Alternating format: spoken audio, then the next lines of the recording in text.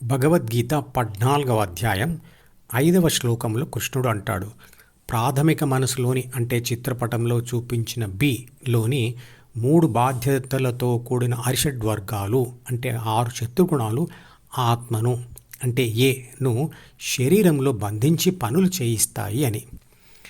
ఆత్మ ఒక శక్తి కదా, పదార్థంతో చేయబడిన ప్రాథమిక మనసు దానిని ఎలా బంధిస్తుంది? ఉదాహరణకు మీరు ఒక యాక్టివ్ పర్సన్. పుస్తకం కేవలం కాగితాలతో చేయబడింది, అదొక పదార్థం మాత్రమే. ఆసక్తి ఉన్న ఒక పుస్తకం మిమ్మల్ని ఆకర్షిస్తుంది అనుకోండి.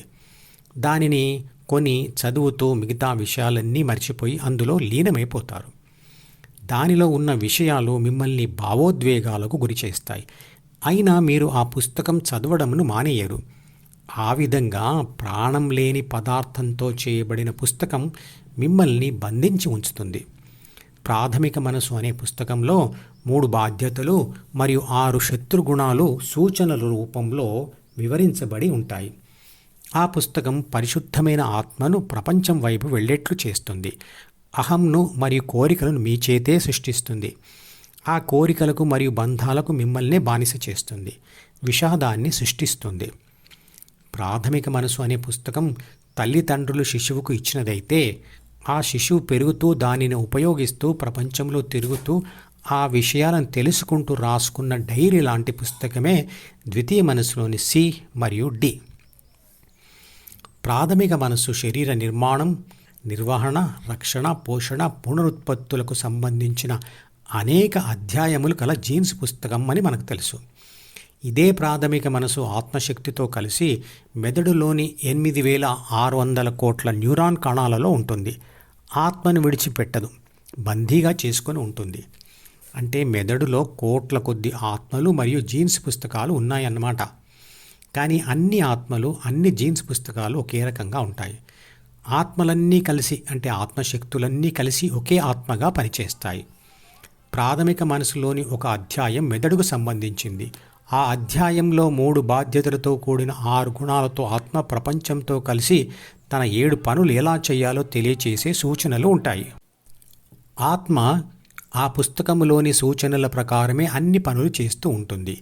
ప్రాథమిక మనసులోని 3 బాధ్యతలను మరియు 6 గుణాలను పొందిన ఆత్మ అంటే A+B ముందుగా ప్రపంచం నుండి జ్ఞానేంద్రియాలు ఈ ద్వారా డీలోకి వచ్చిన ప్రాపంచిక సమాచారం నుండి కావలసిన దానిని సెలెక్ట్ చేసుకొని అనుభవిస్తుంది. ఆ అనుభవంతో అహం సి పుడుతుంది మరియు కొన్ని కోరికలు కలుగుతాయి. అవి డీలో రాయబడతాయి. సి మరియు డి పుట్టిన తర్వాత ఏబి సితో కలిసి ప్రాపంచిక ఆత్మ ఏబిసి అవుతుంది. తర్వాత ఏబిసి డిలోని కోరికల ద్వారా అన్ని ప్రాపంచిక పనులు చేస్తుంది. తర్వాత ప్రకృతి సహకారంతో కలిగే ప్రతి గెలుపు అనుభవంతో సి మరియు డి గట్టిపడుతూ పోతాయి. డిలోని సమాచారం మరియు కోరికలు ప్రాథమిక మనసులోని 3 బాధ్యతలతో కూడిన 6 గుణాలకు అనుగుణమైనవి కావచ్చు లేదా వ్యతిరేకమైనవి కావచ్చు. కలిగిన అనుభవం గుణాలకు అనుకూలంగా ఉంటే 3 బాధ్యతలు మరియు 6 గుణాలు బలపడతాయి. వ్యతిరేకంగా ఉంటే బలహీనపడతాయి. ప్రకృతి ప్రభావం మీద ఆధారపడి కలిగిన ఏబిసి అనుభవం ద్వితీయ మనసును మారుస్తుంది మరియు మారిన ద్వితీయ మనసు ప్రాథమిక మనసును మారుస్తుంది. కాబట్టి ఏబిసి ధ్యానం చేస్తూ ద్వితీయ మనసును పూర్తిగా విడిచిపెడితే 6 గుణాలను కూడా విడిచిపెట్టినట్లే. అందుకే అలా చేసిన వాడిని గుణాతీతుడు అంటారు.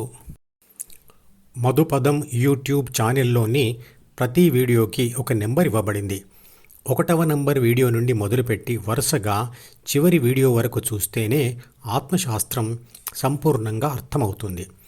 ఈ వీడియో డిస్క్రిప్షన్లో ఉంచిన మధుపదం ప్లేలిస్ట్ లింక్ ద్వారా అన్ని వీడియోలు వరుసగా చూడవచ్చు.